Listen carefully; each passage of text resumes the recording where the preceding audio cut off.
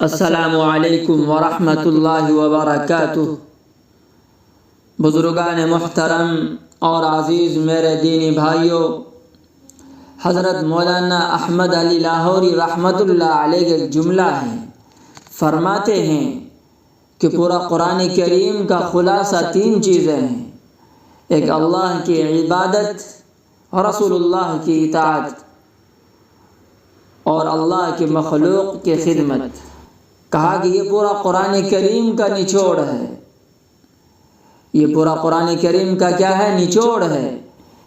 ایک اللہ کی عبادت کی آپ نے، رسول اللہ کی اطاعت کر لی، مخلوق کی خدمت کر لی، اس کا مطلب یہ ہے کہ آپ نے 114 سورتوں پر عمل کر لیا۔ الحمدللہ ایک اللہ کی عبادت تو کر ہی رہے ہیں اور رسول اللہ کی اطاعت تھوڑی ہو رہی ہے، تھوڑی کمی ہے، تو اللہ سے دعا کرے، کوشش کرے پورے کے پورے طور پر رسول اللہ کی اطاعت کریں گے انشاءاللہ۔